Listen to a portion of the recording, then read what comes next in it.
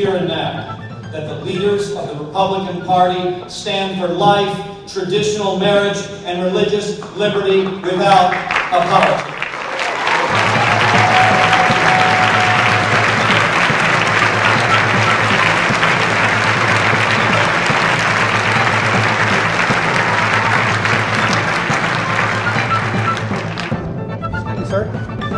Pro-Life News, can I ask you a quick question? Actually, I'm late for an interview. Can I walk and ask you?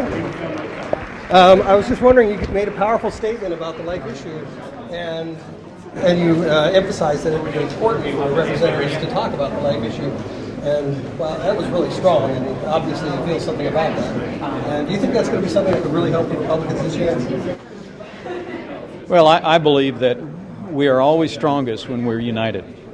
When Republicans stand on our commitment to limited government, a strong defense, and traditional moral values.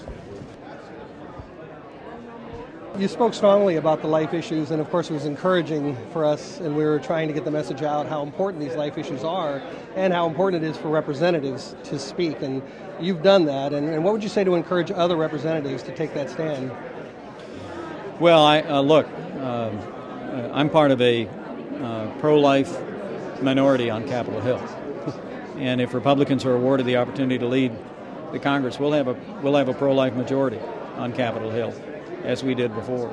And even though now people are focused on jobs, focused on spending, the growth of government, I believe at the very core of these times is a recognition that this is not just an economic and political crisis we're facing, but it's a moral crisis, and the American people know this.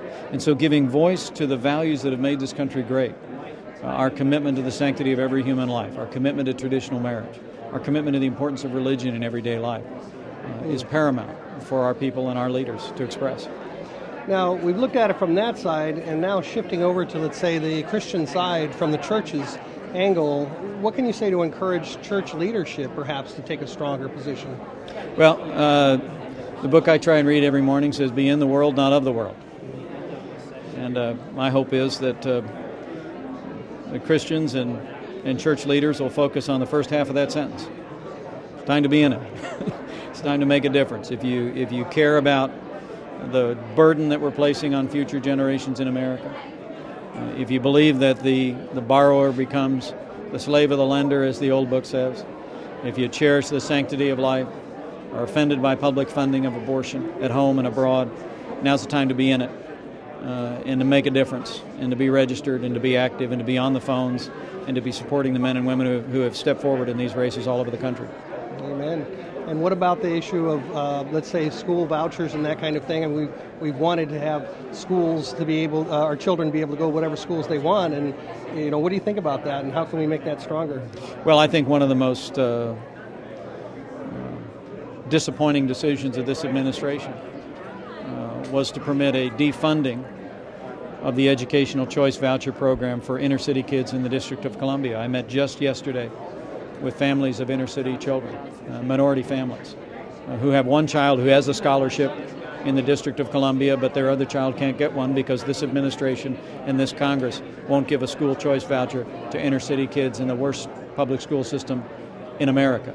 The time has come to allow parents to choose where their children go to school, public or private, and to make that the law in our nation's capital, refund the DC program, but also expand school choice and catalyze that kind of reform in states across the country. Great. To those who say we should focus on cutting spending, I say, okay. Let's start by denying all federal funding for abortion at home.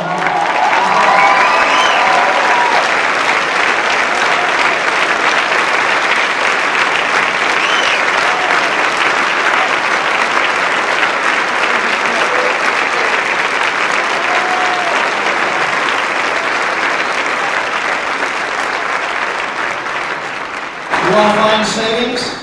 Let's cut funding to research that destroys human embryos in the name of science, and let's deny any and all funding to Planned Parenthood.